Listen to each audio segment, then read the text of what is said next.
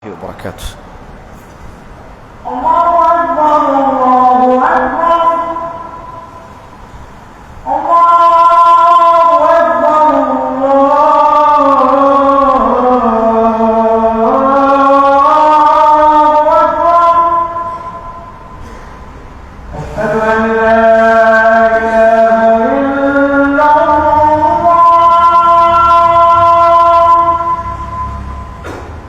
أشهد أن لا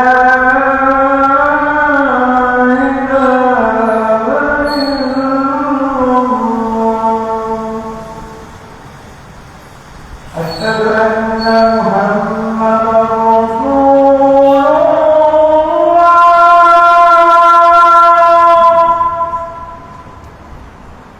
أشهد أن محمدا رسول الله حي على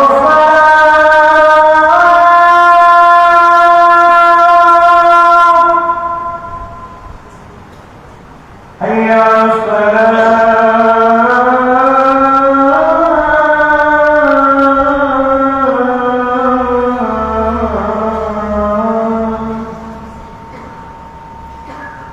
حي على الفلاح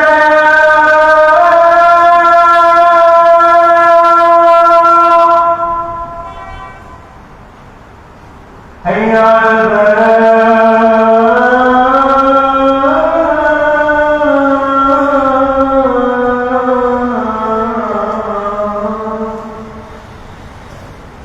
الله أكبر الله أكبر لا إله إلا الله.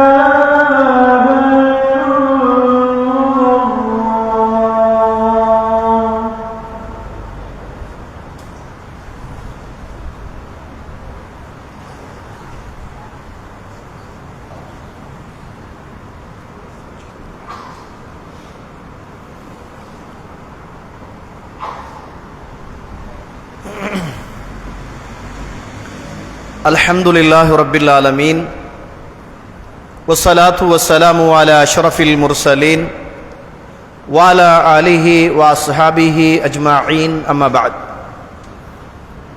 يا أيها الذين آمنوا اتقوا الله حق تقاته ولا تموتن إلا وأنتم مسلمون. يا أيها الناس اتقوا ربكم الذي خلقكم من نفس واحدة وخلق منها زوجها وبث منهما رجالا كثيرا ونساء واتقوا الله الذي تساءلون به والأرحام إن الله كان عليكم رقيبا. يا أيها الذين آمنوا اتقوا الله وقولوا قولا سديدا يصلح لكم أعمالكم ويغفر لكم ذنوبكم ومن يطع الله ورسوله فقد فاز فوزا عظيما.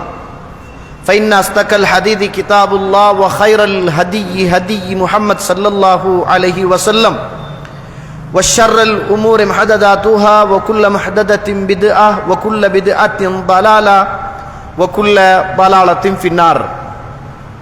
اللهم صل على محمد وعلى آل محمد كما صليت على إبراهيم وعلى آل إبراهيم إنك حميد مجيد. எல்லாம் வல்ல அல்லாஹ்வுடைய திருநாமம் போற்றி ஆரம்பம் செய்கின்றேன்.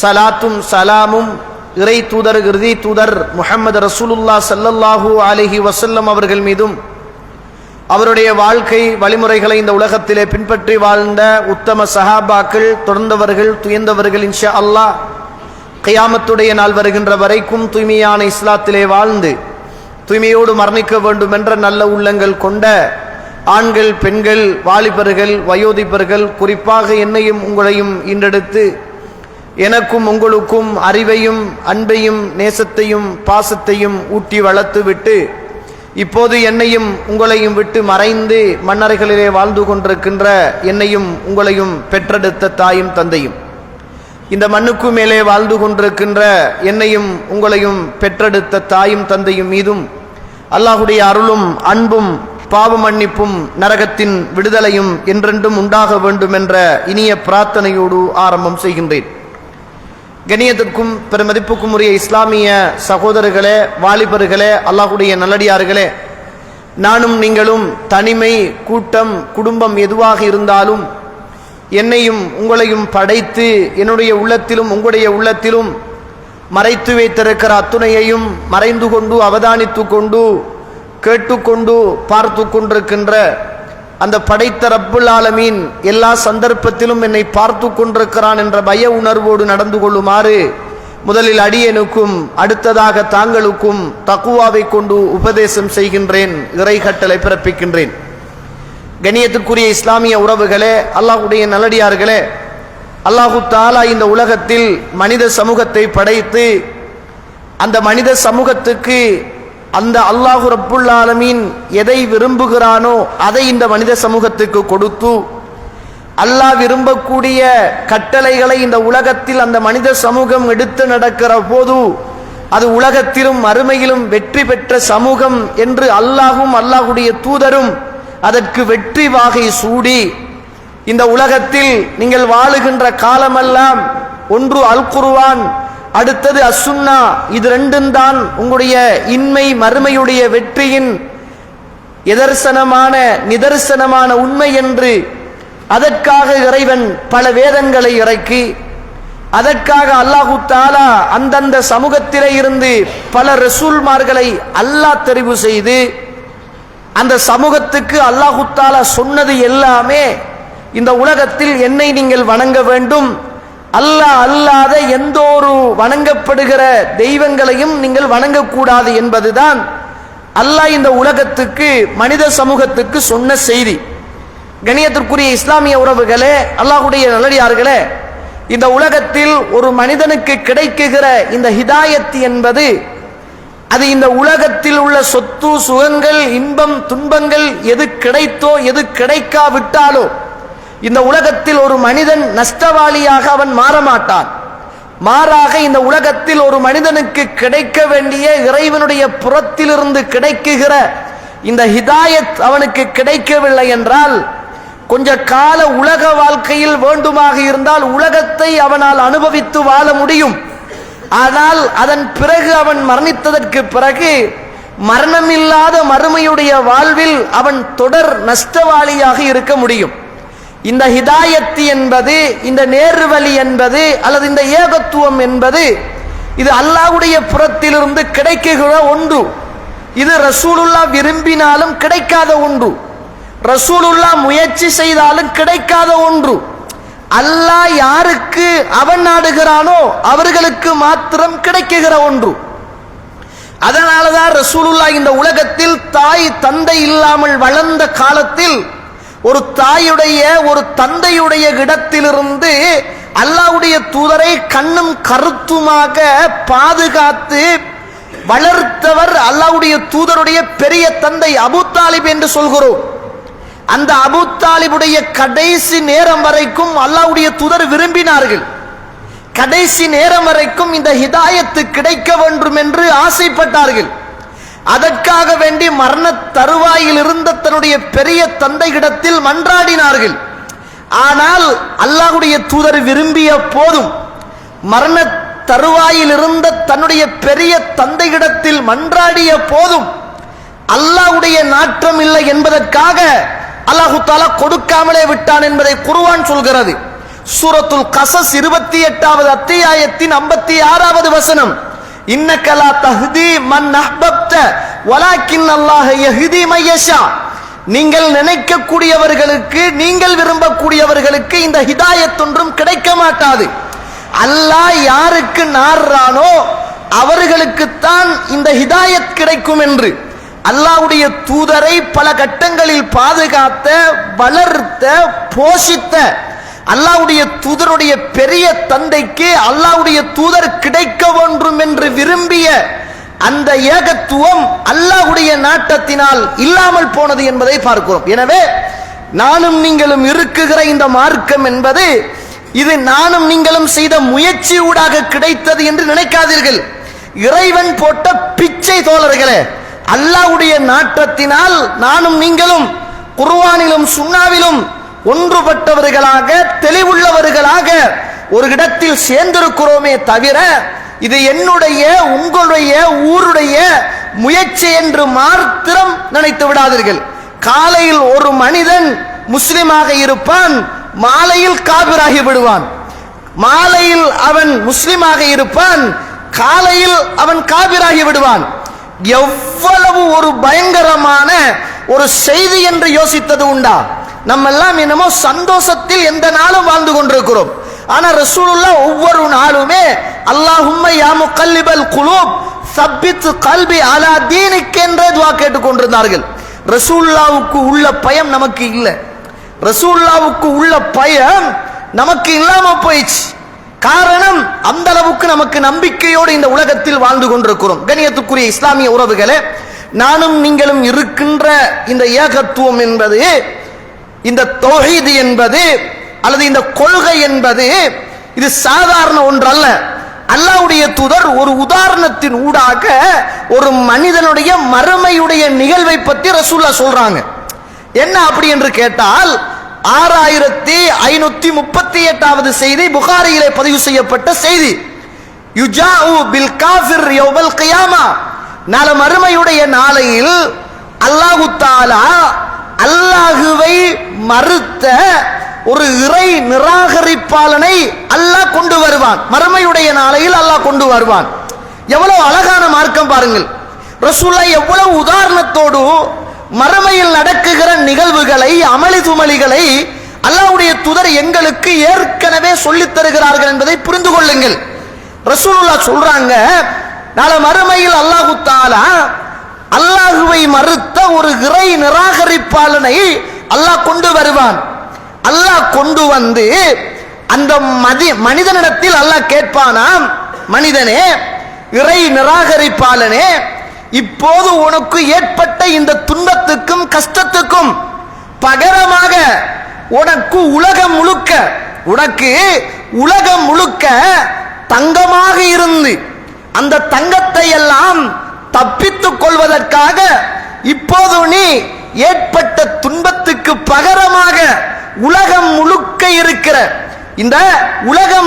இருக்கிற தங்கத்தை அதற்கு பகரமாக நீ தருவாயா என்று அல்லாஹ் கேட்பானாம். அல்லாஹ் அக்பர்.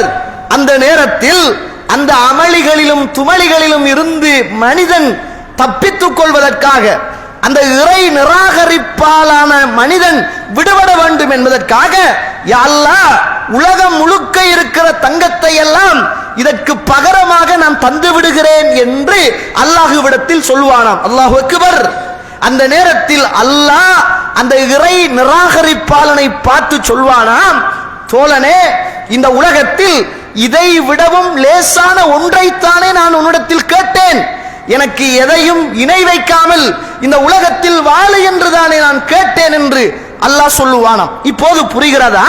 இந்த உலகத்தின் சொத்து பத்து, இந்த உலகத்தின் வீடு வாசல் வாகனம் நகை கோடிகள் எல்லாவற்றையும் ஒரு மனிதனுக்கு இந்த உலகத்தில் கிடைக்குகிற ஒரு பெருமதியை ரசூலுல்லாஹ் மறுமையில ஒரு மனிதன் மாட்டிக்கொண்ட போது உலகம் முழுக்க தங்கம் இருந்தாலும் அந்த மறுமையுடைய நிகழ்வில் இருந்து அவன் தன்னை காத்துக் கொள்வதற்காக அல்லாஹ்விடத்தில் உலகம் முழுக்க உள்ள தங்கத்தையும் அந்த அமளி துமளியிலிருந்து தப்பித்துக் கொள்வதற்காக கொடுப்பதற்கு முன் வருவார் என்றால் அல்லாஹு தஆலா எனக்கும் உங்களுக்கும் எவ்வளவு லேசாக இந்த மார்க்கத்தை தந்திருக்கிறான். யோசித்தது உண்டா? சிந்தித்தது உண்டா? இது ஒரு பெருமதியாக நமக்கு விளங்குகிறதா தோழர்களே? அல்லாஹு அக்பர். இந்த உலகத்தில் அல்லாஹு தஆலா அனுப்பிய அத்துணை நபிமார்களுடைய வரலாறையும் அல்லாஹ் குர்ஆன்ல சொல்றான். அத்துணை நபிமார்களும் என்ன செய்தார்கள் என்று அல்லாஹ் சொல்கிறான். நீங்கள் பாருங்கள், அல்லாஹு தஆலா சூரத்து நஹ்ல் 16வது அத்தியாயத்தின் அல்லாஹ் ரப்புல் ஆலமீன் பேசுகிற போது, வலகத் பஅஸ்னா ஃபீ குல்லி உம்மத்தின் ரசூலா அன் அபுதுல்லாஹ வஜ்தனிபுத் தாகூத். நாம் இந்த சமூகத்துக்கு ஒவ்வொரு சமூகத்துக்கும் ஒவ்வொரு அந்த சமூகத்திலே இருந்து ரசூல்மார்களை, தூதர்களை நாம் அனுப்பினோம். அந்த தூதர் அந்த சமூகத்துக்கு சொன்ன செய்தி என்ன தெரியுமா? அன் அபுதுல்லாஹ், அல்லாஹ்வை நீங்கள் வணங்குங்கள், வஜ்தனிபுத் தாகூத், தாகூத்துக்களை நீங்கள் தவிர்ந்து கொள்ளுங்கள். இந்த சமூகத்தில் அல்லாஹ்வை மட்டும் வணங்குங்கள் என்று சொல்வது லேசானது, கஷ்டமானது அல்ல தோழர்களே. தொழுங்கள், நோன்பு பிடிங்கள், ஹஜ் செய்யுங்கள், தர்மம் கொடுங்கள், நீங்க அல்லாஹ்வை மாத்திரம் வணங்குங்கள் என்று இந்த உலகத்தில் சமூகத்துக்கு பிரச்சாரம் செய்வது இலகுவான காரியம், கஷ்டமானது அல்ல. எப்போது தெரியுமா கஷ்டமாகும்? வஜித்தனிபுத் தாகூத், இந்த தாகூத்துக்களை நீங்க தவிர்ந்து கொள்ளுங்கள். அல்லாஹ் அல்லாத எந்த ஒன்றையும் நீங்கள் அல்லாஹ்வுக்கு இணையாக வைக்காதீர்கள் என்று நாம் எப்போது பிரச்சாரம் செய்கிறோமோ அன்றுதான் இந்த சமூகத்துக்கு அது சுமையாக விளங்கும். அதனாலதான் அல்லாஹ் தஆலா அல் குர்ஆனிலே சூரத்துல் ஆல இம்ரான் 110, 11, 12 வசனங்களில் இறைவன் பேசுகிற போது குந்தும் கைர உம்மத்தின் உக்ரிஜத் லின்னாஸ் தஅமுருன பில் மஅரூஃப் வ தன்ஹவுன அனில் முன்கர், இந்த பூமியில வெளியாக்கப்பட்ட சமூகத்தில் சிறந்தவர்கள் நீங்கள். காரணம் என்ன தெரியுமா? இரண்டு விஷயத்தை செய்கிறீர்கள். தஅமுருன பில் மஅரூஃப், நன்மையை ஏவுறீங்க. வ தன்ஹவுன அனில் முன்கர், பாவத்தை நீங்கள் தடுக்கிறீர்கள். இந்த ரெண்டும் செய்தால்தான் நீங்கள் சிறந்த சமூகம். இந்த ரெண்டையும் இந்த உலகத்துக்கு அனுப்பப்பட்ட அத்துணை நபிமார்களும் செய்ததாக அல் குர்ஆன் சொல்கிறது. நீங்கள் பாருங்கள், அல்லாஹ் தஆலா அல் குர்ஆனிலே நூஹ் அலைஹிஸ்ஸலாத்து வஸ்ஸலாம் அவர்களை பற்றி அல்லாஹ் தஆலா சூரத்துல் அராஃப் 59, 60 வசனத்தில் இறைவன் பேசுகிறான். அல்லாஹ் தஆலா பேசுகிற போது லக்கது அர்சல்னா நூஹன் இலா கௌமிஹி, நூஹ் அலைஹிஸ்ஸலாத்து வஸ்ஸலாம் அவர்களை அவருடைய சமூகத்துக்கு நாம் ரசூலாக அனுப்பினோம். கால யா கௌமி, அவர் அந்த சமூகத்தை அழைத்து சொன்னார், நீங்கள் அல்லாஹ்வை வணங்குங்கள், அல்லாஹ்வை தவிர உங்களுக்கு வேறு யாரு கடவுளாக இருக்க முடியும்? நூஹ் அலைஹிஸ்ஸலாம் சொன்ன பிரார்த்தனை, நூஹ் அலைஹிஸ்ஸலாத்து வஸ்ஸலாம் அவர்கள் செய்த பிரச்சாரம். இந்த உலகத்திலே வாழ்ந்த ஆது கூட்டம் எவ்வளவு அடாவடித்தனம் செய்த கூட்டம் என்று தெரியும். அல்லாஹ் அல் குர்ஆனில் சூரத்துல் அராஃப் 65, 66 வசனம் அல்லாஹ் பேசுகிற போது வலகத் பஅத்னா ஃபீ குல்லி உம்மத்தின் ரசூல் என்று சொன்னானே, ஒவ்வொரு சமூகத்துக்கும் ரசூல்மார்களை அனுப்பி வைத்தோம் என்றானே. அல்லாஹ் தஆலா ஆது கூட்டத்துக்கு ஹூத் அலைஹிஸ்ஸலாத்து வஸ்ஸலாம் அவர்களை அனுப்பியதை இறைவன் சொல்லுகிறான். வைலா ஆத அஹாஹும் ஹூதா, இந்த உலகத்தில் வாழ்ந்த ஆது கூட்டத்துக்கு அவருடைய சகோதரர் ஹூத் அலைஹிஸ்ஸலாத்து வஸ்ஸலாம் அவர்களை நாம் அனுப்பி வைத்தோம். அவர் சொன்ன பிரச்சாரம் என்ன தெரியுமா? கால யா கௌமி அப்துல்லாஹ் மாலக்கும் மின் இலாஹின் கைரு, நீங்கள் அல்லாஹ்வை வணங்குங்கள், அல்லாஹ்வை தவிர வேறு யார் உங்களுக்கு கடவுளாக இருக்க முடியும்? சமூது கூட்டத்துக்கு சாலிஹ் அலைஹிஸ்ஸலாத்து வஸ்ஸலாம் அவர்களை அனுப்பினோம். அந்த நேரத்தில் அவர் சொன்னதும் அல்லாஹ்வை வணங்குங்கள், அவரை தவிர வேறு யார் உங்களுக்கு கடவுளாக இருக்க முடியும்? இந்த உலகத்திலே வாழ்ந்த மதியன் வாசிக்கு நாம் ஷுஐப் அலைஹிஸ்ஸலாத்து வஸ்ஸலாம் அவர்களை அனுப்பினோம். அந்த சமூகத்துக்கு அவர் சொன்ன செய்தியும் இதுதான். இந்த உலகத்தில் ஒட்டுமொத்த நபிமார்கள் செய்த பிரச்சாரமே இதுதான். கண்ணியத்துக்குரிய இஸ்லாமிய உறவுகளே, இப்போ வாங்க, நாங்க வாழ்ற இந்த திருநாட்டில் அல்லாஹ் தஆலா எங்களுக்கு தந்திருக்கின்ற இந்த இஸ்லாம் என்பது தங்கு தடையில்லாமல் நாங்க செழிப்பாக சிறப்பாக பிரச்சாரம் செய்யவும் அதை இந்த நாட்டில் அமல்படுத்தவும் அல்லாஹ் எங்களுக்கு ஒரு வாய்ப்பை தந்திருக்கிறான். ஒரு காலத்தில் நாங்கள் அப்படித்தான் இருந்தோம். ஒரு காலத்தில் நாங்கள் எல்லாம் இந்த குர்ஆனுக்காக ஒன்றுபட்டோம், இந்த ஹதீஸுக்காக ஒன்றுபட்டோம், இந்த குர்ஆனுக்காக பிரிந்து நின்றோம், ஹதீஸுக்காக பிரிந்து நின்றோம், பித்அத்தில் இருந்து தூரமாகி இருந்தோம், கிஸ்ஸாக்கள் கட்டு கதைகளில் இருந்து மக்களை காப்பாற்ற வேண்டும் என்று பிரச்சாரம் செய்தோம். அதற்காக ஊரில் இருந்து ஒதுக்கி வைத்தார்கள். சில நேரங்களில் நம்முடைய ஜனாசாக்களை கூட அடக்கம் செய்யாமல் தடுத்தார்கள். அந்த நேரத்தில் எல்லாம் பெரும் சமூகமாக இந்த பூமியில் ஏகத்துவ சமூகம் இருக்கவில்லை. விரல் விட்டு எண்ணுகின்ற 1-2 சமூகமாகத்தான் நாம் இருந்தோம். ஆனால் நமக்கிட்ட அந்த நேரத்தில் இருந்த பலம் ஈமானிய பலம், பொருளாதார பலம் அல்ல. அந்த சமூகத்திட்ட பொருளாதாரம் இருந்துச்சு, அரசியல் இருந்துச்சு, ஆள்பலம் இருந்துச்சு, இடபலம் இருந்துச்சு, எல்லா பலமும் இருந்துச்சு. ஆனால் பயப்படவில்லை. நமக்கிட்ட இருந்தது ஆள்பலம் இல்ல, பொருளாதார பலம் இல்ல, இடபலம் இல்ல, நமக்கிட்ட இருந்தது ஈமானிய பலம். எல்லா இடத்திலும் ஈமானிய பலத்தின் ஊடாக அல்லாஹ்வுடைய உதவியினால் இந்த உலகத்தில் ஒரு பெரிய ஒரு சமூகத்தை, பித்அத்தில்லாத ஷிர்கில்லாத ஒற்றுமையான ஒரு சமூகத்தை அல்லாஹ்வுடைய உதவியினால் கட்டி எழுப்ப முடிந்தது. அல்ஹம்துலில்லாஹ். ஆனால் இப்ப இருக்கிற காலத்தை பார்த்தால் கொஞ்சம் கொஞ்சமாக கலைந்து கரைந்து மார்க்கத்தை அப்படியே மறந்து போகிற ஒரு நிலைமைக்கு இன்றைக்கு எங்களோட சமூகம் போகுதோ என்று யோசிக்கிற அளவுக்கு இன்றைக்கு எங்க ஒவ்வொருத்தருடைய நிலைமையும் மாறிக்கொண்டு போகிறது.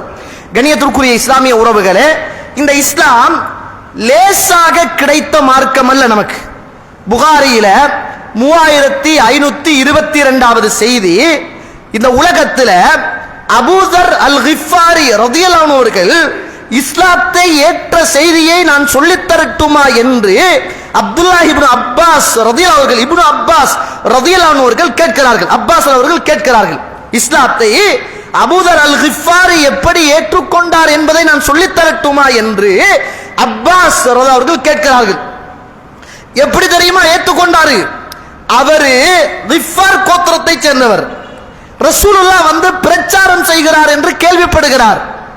அவர் தம்பியை அனுப்பி சொல்றாரு, மக்காவுல ஒரு மனிதர் வந்திருக்கிறாராம், அவர் அல்லாஹ்வை வணங்க வேண்டும், தான் அல்லாஹ்வுடைய ரசூல் என்று பிரச்சாரம் செய்கிறாராம், என்ன சொல்கிறார் என்பதை போய் கேட்டு வாங்க அப்படின்னு ஒரு ஆள் அனுப்புறாரு. அவருடைய உறவுக்காரர் அவருடைய தம்பியை அனுப்புறாரு. அவர் போய் விசாரிச்சுட்டு வந்து அண்ணன்காரன்ட்ட சொல்றாரு. அப்ப அபூதர் அல் கிஃபாரி ரலியல்லாஹு அவர்கள் சொல்றாங்க, அவர் கொண்டு வந்த தகவல் எனக்கு நிரப்பமானதாக இல்லை. நான் ஒரு தடியை எடுத்துக்கொண்டு மக்காவை நோக்கி அந்த முஹம்மது என்ன சொல்கிறார் என்பதை கேட்பதற்காக நான் போனேன். நம்ம வியாபாரத்துக்கு தான் போறது. அவர் இஸ்லாத்தை கேட்க போறார், ரசூலுல்லாஹ்வை சந்திக்க போறார். நமக்கு சந்தர்ப்பம் கிடைச்சா தான் ஒரு பயானுக்கு வாரது. நமக்கு சந்தர்ப்பம் இல்லைன்னா ஒரு குர்ஆன ஹதீஸை கேட்கறதுக்கு நம்ம முயற்சி செய்யறல்ல. அவர் இஸ்லாத்தை கேட்கறதுக்கு ரசூலுல்லாஹ்வை பார்க்கறதுக்காக வேண்டிய பயணம் செஞ்சு கிஃபார் குலத்திலே இருந்து பெரிய தொலைவு தூரத்திலே இருந்து மக்கா நகருக்கு வருகிறார். அந்த மக்காவுல நிக்கிறார். அலி அவர்கள் பார்க்கறாங்க, காபாவுல நிக்கிறார். அலி அவர்கள் பார்க்கறாங்க. அலி அவர்கள் பார்த்துட்டு கேட்கிறாரு, ஊருக்கு புதுசு போல இருக்குதே அப்படின்றாரு. நமக்கு தெரியும், இங்க ஒரு புதிய ஒரு ஆள் வந்து தொழுதா ஊர் இல்லாத ஆளாயிருந்தா விளங்கிடும். அலி அவர்களுக்கு விளங்கிட்டு, இவர் இந்த ஊருக்காரர் அல்ல, ஊருக்கு புதுசான ஆள் போல இருக்குதே அப்படின்னாரு. ஆமாண்டாரு, நின்றுட்டாரு. அலி அவர்களும் ஏன் வந்தீங்கன்னு கேட்கல. அபூதர் அல் கிஃபாரியும் நான் இதுக்குத்தான் வந்தேன்னு சொல்லல. அவரும் கேட்கல, இவரும் சொல்லல. இரண்டாவது நாள் ஆகுது. அந்த நேரத்தில் அலி அவர்கள் வாங்க வீட்டுக்கு விருந்துக்கு போவோம்னாங்க. விருந்துக்கு கொடுக்கிறது அந்த காலத்துல அது ஒரு கடமை மாதிரி இருந்துச்சு. யாராவது ஊருக்கு போனா விருந்து கொடுக்கணும். அவன் கூட்டிட்டு போறாரு, விருந்த கொடுத்தாரு. ஏன் வந்தீங்கன்னு கேட்கல, என்னத்துக்காக வேண்டி வந்திருக்கிறேன் என்றும் அவர் சொல்லல. விருந்த சாப்பிடுறாரு. அதே மக்காவுல கொண்டு போய் அதே காபாவுல வந்து நிக்கிறார். அவர் சொல்றார், வீட்டுக்கு என்னை அழைத்து போனார், விருந்து தந்தார், நான் உண்டேன். அவர் ஏன் வந்தீங்கள் என்று கேட்கவும் இல்லை, நான் இதுதான் வந்திருக்கிறேன் என்று சொல்லவும் இல்லை. அந்த இடத்துல நிக்கிறார். இரண்டாவது நாள் கழித்து வாராரு. வந்து அலி அவர்கள் கேட்கிறாங்க, நீங்க யாரையோ தேடுற மாதிரி இருக்குதேன்றார். அவர் ஆமாண்டார். ரசூலுல்லாஹ்வை கேட்கவும் இல்லை, நான் அல்லாஹ்வுடைய தூதரை தேடுகிறேன் என்று சொல்லவும் இல்லை. அந்த நேரத்தில் நீங்க தேடுற மனிதரை நான் கூட்டிக் கொண்டு போகிறேன், ஆனால் எனக்கு பின்னால நீங்க வாங்க. யாராவது எனக்கு பின்னால் நீங்கள் என்னை ஃபாலோ பண்ணி வருகிறீர்கள் என்று தெரிந்தால் உங்களை அடிப்பார்கள், உங்களை துன்புறுத்துவார்கள். அதனால் யாராவது எனக்கு பின்னால் நீங்கள் வருவதை அறிந்து கொள்ளுகிற மாதிரி தெரிந்தால் உடனே என்னுடைய சப்பாத்தை சரி செய்வது போல நான் குனிந்து என்னுடைய சப்பாத்தை சரி செய்வேன். எனக்கு பின்னால் நீங்கள் நிற்க வேண்டாம், என்னோடு வராத மனிதரை போல நீங்கள் அப்படியே புறப்பட்டு போங்கள் அப்படின்னாங்க. சுப்ஹானல்லாஹ். ரெண்டு பேரும் பேசிக்கொண்டு அப்படியே போறாங்க. பின்னால அபூதர் அல் கிஃபாரி, முன்னால அலி ரலியல்லாஹு அன்ஹு அவர்கள் அல்லாஹ்வுடைய தூதரை சந்திப்பதற்காக போறாங்க. யாரையாவது கண்டா உடனே அலி அவர்கள் குனிஞ்சு சப்பாத்தை சரி செய்வதை போல குனிவார். அபூதர் அல் கிஃபாரி ரலியல்லாஹு அவர்கள் நிக்காம அப்படியே போவாங்க. ரசூலுல்லாஹ்வுடைய வீடு வருகிறது. அபூதர்ரை பார்த்து அலி அவர்கள் சொன்னாங்க, நீங்க தேடிய மனிதரின் வீடு இதுதான்டாங்க. நிக்கல காட்டி போட்டு போயிட்டாங்க. அல்லாஹ்வுடைய தூதரை சந்திக்கிறார். என்ன சொல்கிறீர்கள் என்று கேட்கிறார். இஸ்லாத்தை பத்தி என்று சொல்கிறார்கள். அல்லாஹ்வுடைய தூதர், இஸ்லாம் பிடிக்கிறது, இறை விசுவாசம் மனசுல ஆசை வருகிறது. அல்லாஹ்வுடைய தூதருடைய கரத்தில் இஸ்லாத்தை ஏற்றுக்கொள்கிறார். அப்ப ரசூலுல்லாஹ் சொன்னாங்க, இப்ப நீங்க உங்களோட ஊருக்கு போங்க, ரகசியமாக வச்சுக்கங்க, யார்கிட்டையும் சொல்லாதங்க, ஊருக்கு போங்க, ஒரு காலம் கேள்விப்படுவீர்கள். அந்த காலத்தில் இந்த இஸ்லாம் ஒவ்வொரு மூலை முடுக்குகளிலும் பரவும் என்று கேள்விப்படுவீர்கள். அன்று நீங்க வாங்க. நாங்க சுப்ஹானல்லாஹ், அல்லாஹ்வை நம்பிய மனுஷனால பொறுமையாக இருக்க முடியுமா? ரசூலை விசுவாசம் கொண்ட மனுஷனால பொறுமையா இருக்க முடியுமா? ரசூலுல்லாஹ் சொன்னதற்கு முரணாக காபாவுல வந்தார், சத்தமிட்டு அழுகிறார், லா இலாஹ இல்லல்லாஹ் என்று சத்தமிட்டு அல்லாஹ்வுடைய தூதரை நான் ஏற்றுக்கொண்டேன் என்று அந்த காபாவிலே நின்று கூவி சத்தமிட்டு கத்துகிற போது அங்கு இருந்த இறை நிராகரிப்பாளர்கள் எல்லோரும் சேர்ந்து இதோ இந்த மதம் மாறியவனை அடிங்க. நாங்க சுப்ஹானல்லாஹ், அடி புழுகுது. அப்படி எந்த அளவுக்கு என்றால் அவர் சொல்றாரு, நான் மூச்சு திணறி மரணிக்கிற அளவுக்கு அடிக்கப்பட்டேன். என் மேல அப்பாஸ் அவர்கள் வந்து விழுந்து, ஏய் யாருக்கு அடிக்கிறீங்க தெரியுமா? எந்த ஊரால் தெரியுமா? நீங்க பயணம் போற, வியாபாரம் போற அந்த பாதை இந்த மனிதனுடைய ஊரை தாண்டித்தான் இருக்கிறது, உங்களுக்கு வியாபாரம் செய்ய முடியாமல் போய்விடும், அடிக்காதங்க என்று சொல்லி எனக்கு மேலே விழுந்து எனக்கு விழ வேண்டிய அடியை அப்பாஸ் வாங்கி கொண்டார் ரலியல்லாஹு அன்ஹு. இரண்டாவது நாள் அதே போன்று காபாவில் இருந்து சத்தமிடுகிறார். அதே போன்று காபிர்கள் மதம் மாறிய இந்த மனுஷனை அடிங்க. நாங்க சொல்றார் அபூதர் அல் கிஃபாரி, நான் இந்த பூமியில் ஒரு சிலைக்கு சிவப்பு சாயம் பூசப்பட்டால் எப்படி இருக்குமோ அதுபோன்று அல்லாஹ்வை ஏற்றுக்கொண்டதற்காக நான் அடிக்கப்பட்டேன். மூச்சு திணறுகிற அளவுக்கு என்னை அடித்தார்கள். உடனே அப்பாஸ் அவர்கள் எனக்கு மேலே விழுந்து அந்த அடிகளெல்லாம் தன் முதுகிலே சுமந்து கொண்டு, யாரை அடிக்கிறீர்கள் தெரியுமா? இந்த ஊர் மனுஷனைத்தானப்பா நீங்க அடிக்கிறீங்க, வியாபாரத்துக்கு கூட உங்களால் போக முடியாது என்று தடுத்தார். 3 நாட்கள் இப்படி நான் அடி வாங்கினேன். நான் சும்மா கேட்கிறேன், ஒரு காலம் அப்படித்தான் நம்ம எல்லாம் இருந்தோம் தோழர்களே. இந்த மார்க்கம்னா நமக்கு வேற எதுவுமே இல்லை, இந்த பள்ளிவாசல்னா நமக்கு வேற எதுவுமே இல்லை, இந்த குர்ஆனிய உறவுகள் என்ற வேற யாருமே நமக்கு உறவுகள் இல்லை. இந்த ஏகத்துவ உறவுகள் அவர்கள் தான் எங்களுக்கு சொந்தமும் பந்தமும், அவர்கள் தான் எங்களுடைய கொடுக்கலும் வாங்கல்களும், அவர்கள் தான் எங்களுடைய திருமணத்தில் கலந்து கொண்டவர்களும், அவர்களுக்காகத்தான் நாங்களும், எங்களுக்காகத்தான் அவர்களும். அப்படி இந்த அல்லாஹ்வுடைய மார்க்கத்தில் ஏகத்துவத்தில் இணைந்த போது எண்ணத்தெல்லாமோ இழந்து இறைவனுக்காக ஒன்று சேர்ந்த எங்களுக்குள்ள இன்றைக்கு சுப்ஹானல்லாஹ், இன்றைக்கு மார்க்கத்திலும் உறுதி இல்லாத, கொள்கையிலும் உறுதி இல்லாத, மார்க்கத்திலும் ஒற்றுமை இல்லாத, கொள்கையிலும் ஒற்றுமை இல்லாத மக்களாக நாங்கள் மாறிக்கொண்டு போகிறோமாக இருந்தால் எங்களை பற்றி ஒரு கணம் யோசித்திருக்கிறோமா? நம்ம எங்க போறோம், என்ன செய்கிறோம், என்ன செஞ்சுக்கிட்டு இருக்கிறோம், எதுக்காக வந்தோம், எதுக்காக வளர்ந்தோம், எதற்காக குரல் கொடுத்தோம், எதற்காக எதிர்க்கப்பட்டோம், எதை செய்தோம், எதை செய்து கொண்டிருக்கிறோம் என்பதை பற்றி ஒரு கணம் யோசித்தது உண்டா சகோதரர்களே? ஒரு காலம் இருந்துச்சு, எங்கேயாவது ஒரு ஏகத்துவ பயானண்டா இந்த பாணந்துறையிலிருந்து கொழும்புக்கு பஸ்ல போறது, அங்கிருந்து இங்க வாரது, இங்கிருந்து குருநாகலுக்கு போறது, குருநாகல்ல இருந்து இங்க வாரது. மார்க்கத்துல ஆசை, படிக்கணும் என்ற எண்ணம், அதுல உள்ள ஒரு காதல், அதை கேட்கணும் என்ற ஒரு உணர்வு. அந்த நேரத்தில் பெருசா நம்ம கிட்ட பொருளாதார வசதிகள் எல்லாம் இல்லை. ஒரு சின்ன வாகனம், சின்ன வீடு, ஒரு வகையான ஒரு தொழில், அப்படிதான் இருந்தோம். அன்னரம் உறுதியும் தெளிவும் திட்ட தெளிவோடு நாங்கள் எல்லாம் இருந்தோம். இன்னைக்கு எல்லா வளங்களும் கிடைச்சி, ஆனா எங்களுக்குள்ள நாங்க கொஞ்சம் ஃபித்னாவோடு பிரச்சனையோடு உறுதியற்றவர்களாக வாழ்ந்து கொண்டிருக்கிறோமாக இருந்தால், ஒரு பக்கத்தால எங்களை ஷைத்தான் ஆக்கிரமித்துக் கொண்டிருக்கிறான் என்பது அடையாளம் என்பதை நானும் நீங்களும் மறந்துவிடக் கூடாது. கண்ணியத்துக்குரிய இஸ்லாமிய உறவுகளே, அல்லாஹ்வுடைய நல்லடியார்களே, இந்த உலகத்துல அல்லாஹ்வுடைய தூதர் சொன்ன செய்திக்காக வேண்டிய ஊர் மக்களை எதிர்த்தவர்கள், உறவுக்காரர்களை எதிர்த்தவங்க, அதுதான் சுண்ணாண்டு வாழ்ந்தோம். முஸ்லிம்ல 49வது செய்தி. ஆனா இன்றைக்கு அப்படியான மனிதர்களும் அல்ல, மார்க்கம் சொல்லப்படுகிற நிகழ்வுகளும் அல்ல, அல்லாஹ் அருள் செய்தவர்களை தவிர. முஸ்லிம்ல 49வது செய்தி. மர்வானுடைய காலத்துல நம்ம வளமையாக பெருநாள் தொழுகிற எப்படி? முதலாவது பெருநாளுடைய ஹொத்துபா, அப்படியா இல்லையே? முதலாவது தொழுக, இரண்டாவது ஹொத்துபா.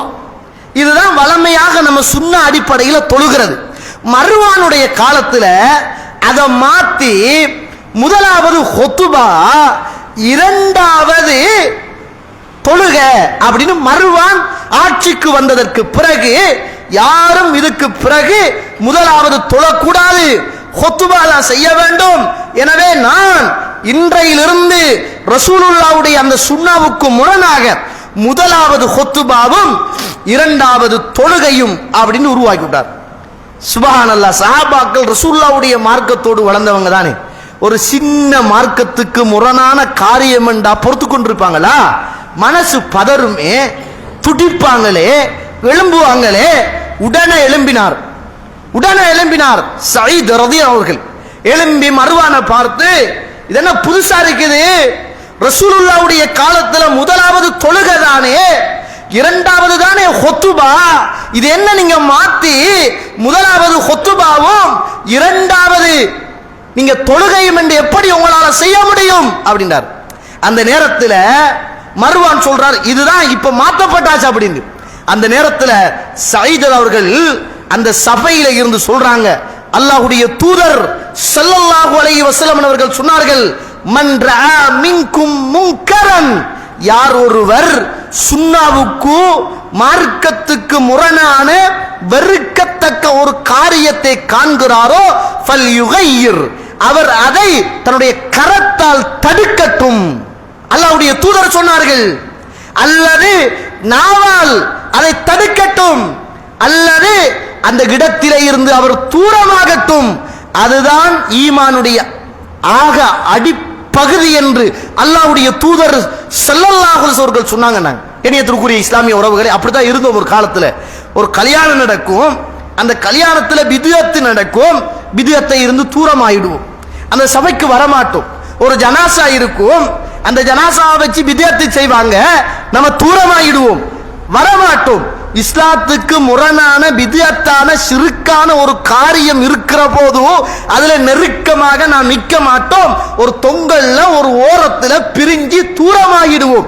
இன்றைய காலத்தை பார்த்தா சுப்ஹானல்லாஹ், பிதுஅத்து நடக்குது, இஸ்லாத்துக்கு முரணான காரியம் நடக்குது. ஆனா இவர் ஒரு ஏகத்துவவாதி, கொள்கைக்காக கஷ்டப்பட்டவர், போராடினவர், அந்த பிதுஅத்தை பத்தி மனசுல ஒரு கவலை இல்ல. அதே சபையில ஒட்டிக்கிட்டு இருக்கிறாரு, அதே ஆக்களோட கை கோர்த்துக்கிட்டு இருக்கிறாரு, அது அவருக்கு ஒரு பாரமா தெரியல. அல்லாஹ்வுடைய தூதர் தடுத்த ஒரு காரியம் நடக்கிறது என்ற ஒரு உணர்வு அவருடைய மனசுக்குள்ள அவரை குத்தல்ல.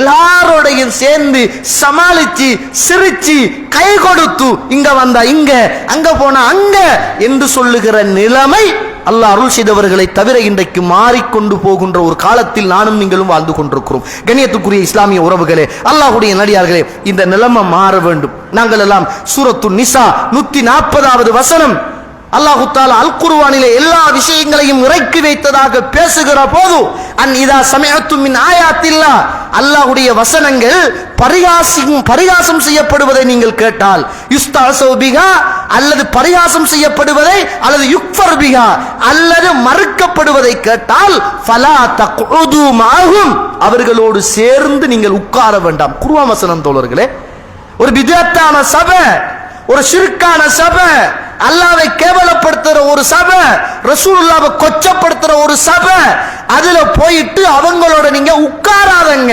ஃபலா தக்உது மஅஹும், அவர்களோடு நீங்கள் ஒன்று சேர்ந்து உட்கார வேண்டாம், அவர்கள் வேற பேச்சை பேசுகிற வரைக்கும் என்று குர்ஆன் சொல்லுது. இந்த கொள்கையை பத்தி பேசுறதுக்கு ஆள் இல்ல, பிதுஅத்தை பத்தி பேசுறதுக்கு ஆள் இல்ல. அதை பேசினா கொஞ்சம் பேருக்கு ஜீரணிக்குதும் இல்லை. எந்த நாளும் இது தௌஹீது தௌஹீது, எங்களுக்கு தௌஹீது தான் வாப்பா, அதுதான் மார்க்கம், அதுதான் வெற்றி, அதுதான் மறுமை, அதை விட வேற ஒன்றுமே இல்லை என்பதை இந்த சமூகம் புரிந்து கொள்ள வேண்டும். அல்லாஹ் தஆலா இந்த ஏகத்துவத்துக்காக ஒன்று சேர்ந்த நாங்கள் இந்த ஏகத்துவத்தோடு ஒற்றுமையாக வாழ்ந்து இந்த ஏகத்துவத்தோடு மரணிக்கிற நல்ல மக்களாக அல்லாஹ் தஆலா என்னையும் உங்களையும் ஆக்கி அருள் புரிவானாக. வாஹிர் தஅவானா அனில் ஹம்துலில்லாஹி ரப்பில் ஆலமீன்.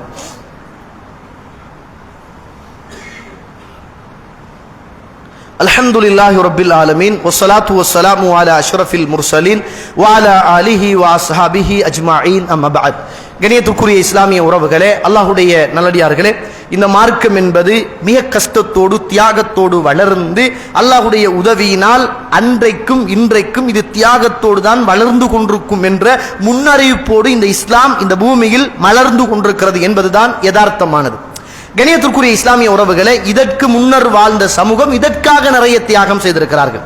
இந்த உலகத்தில் வாழ்ந்த அல்லாஹ்வுடைய தூதருடைய காலத்தில் வாழ்ந்த ஒரு கணவன் மனைவி ஒரு வித்தியாசமான ஒரு தியாக வரலாறை இந்த மார்க்கத்துக்காக செய்தவர்கள்.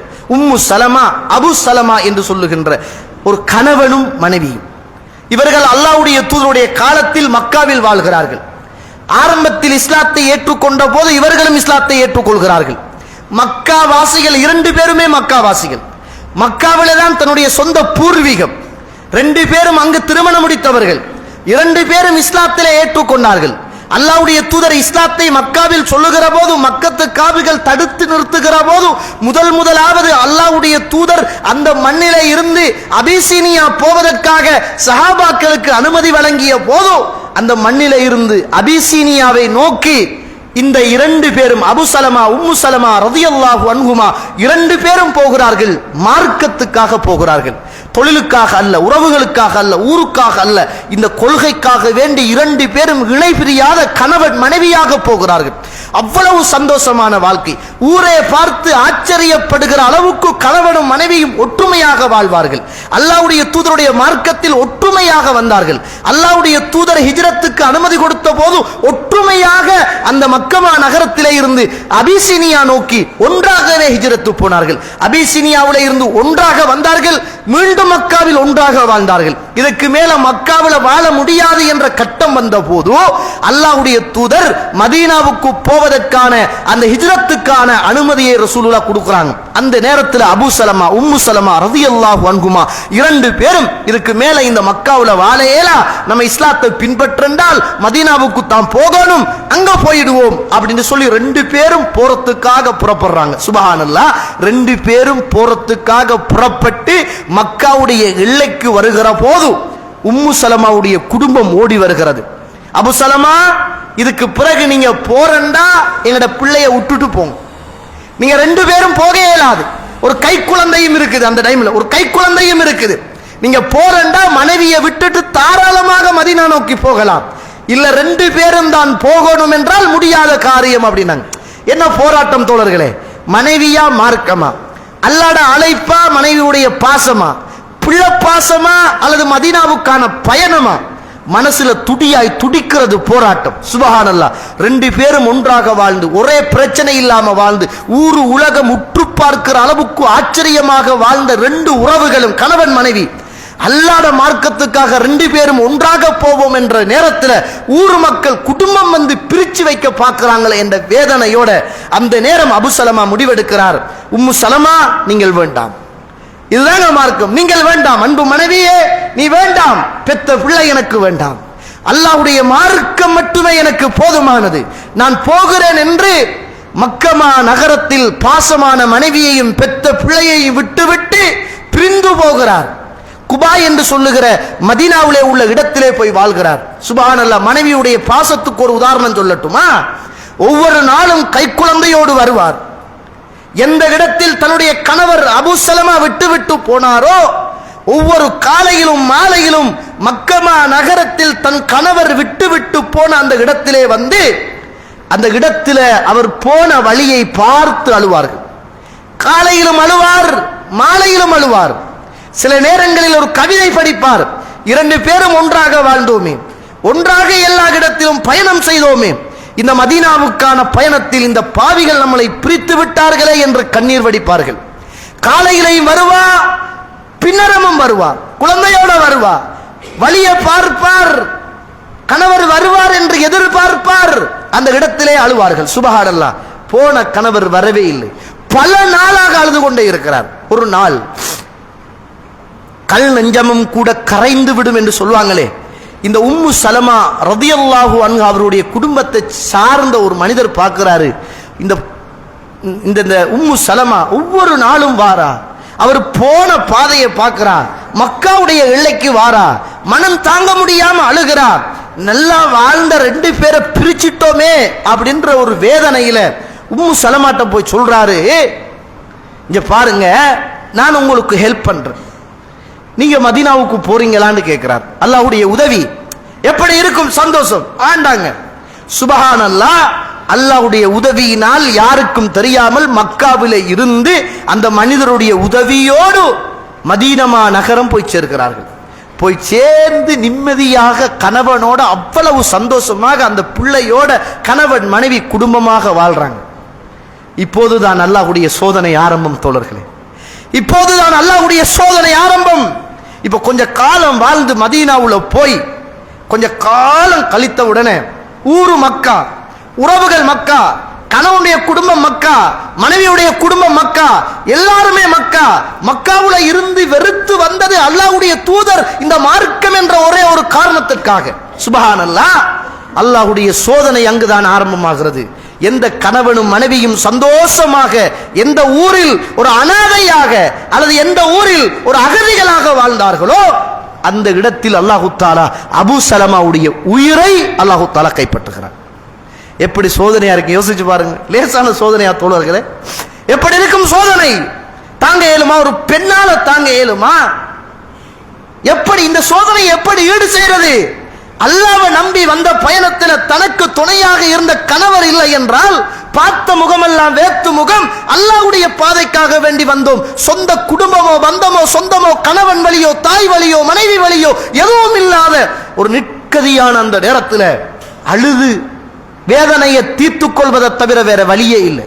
ஆனா பெரும் பெரும் சஹாபாக்கள் திருமணம் கேட்டாங்க, வேணாண்டா. காரணம் என்ன தெரியுமா?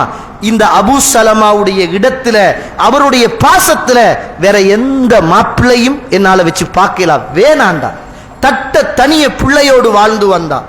அல்லாஹ்வுடைய தூதர் சொல்லி அனுப்பினார்கள், சொல்லுங்கள் உம்மு சலமாவிடத்தில், இன்னா லில்லாஹி வ இன்னா இலைஹி ராஜிஊன், அல்லாஹும்ம அஜுர்னி ஃபீ முஸீபத்தி வ அக்லிஃப் லீ கைரம் மின்ஹா. யா அல்லாஹ், ஏற்பட்ட துன்பத்துக்கு கூலி கொடு, அதை விடவும் சிறந்த ஒன்றை எனக்கு தந்துவிடு என்று கேளு அப்படின்னு அல்லாஹ்வுடைய தூதர் கேட்குமாறு சொல்லி அனுப்பினாங்க. அவ சொல்றான், நான் இந்த துஆவை கேட்டேன், ரசூலுல்லாஹ் சொன்னதற்காக கேட்டேன். ஆனா இந்த மனசுக்குள்ளே இருந்த வேதனை எல்லாம், அபூ சலமாவை விட இந்த உலகத்தில் ஒரு சிறந்த மாப்பிள்ளை யாராலும் தர முடியாது, அதற்கு நிகராக யாருமே இருக்க முடியாது.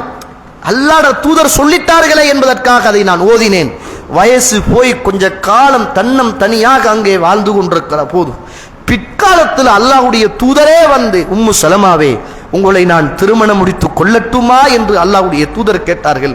அப்போதுதான் எனக்கு புரிந்தது, இந்த சோதனைக்கு பிறகு அல்லாஹ் தஆலா எனக்கு தந்த பெரிய சிறப்பு, என்னுடைய கணவர் அபூ சலமாவை விடவும் இந்த உலகத்திலும் மறுமையிலும் ஒரு சிறந்த கணவர் அல்லாஹ்வுடைய தூதரை தவிர வேற யாருமே இருக்க முடியாது என்று அல்லாஹ்வுடைய தூதரை நான் முடித்துக் கொண்டேன். இந்த கொள்கைக்கு சோதனை வரும், இந்த கொள்கையை ஏற்றுக்கொண்டால் சோதனைகள் வரும், சில நேரங்களில் மனக்கசப்புகள் வரும், சில நேரங்களில் மனத்தாபங்கள் வரும். நாங்கள் எல்லாவற்றையும் முறித்து எறிந்துவிட்டு அல்லாஹ்வுடைய குர்ஆனையும் சுன்னாவையும் வைத்து மாத்திரம் இந்த பாதையில் நாம் பயணித்தால் எங்களை எந்த ஒரு தீய சக்தியும் எங்களை குலைத்து விடாது. இன்மையிலும் அதுதான் வெற்றி, மறுமையிலும் அதுதான் வெற்றி என்பதை அறிந்து தெரிந்து இந்த உலகத்தில் நல்லவர்களாக வாழ்ந்து மரணிப்பதற்கு அல்லாஹ் என்றைக்கும் உறுதியோடு இறுதி வரைக்கும் இந்த மார்க்கத்தில் பயணிப்பதற்கு அல்லாஹ் எனக்கும் உங்களுக்கும் துணை செய்வானாக. வாஹிர் தவ்வானா அல்ஹம்துலில்லாஹி ரப்பில் ஆலமீன்.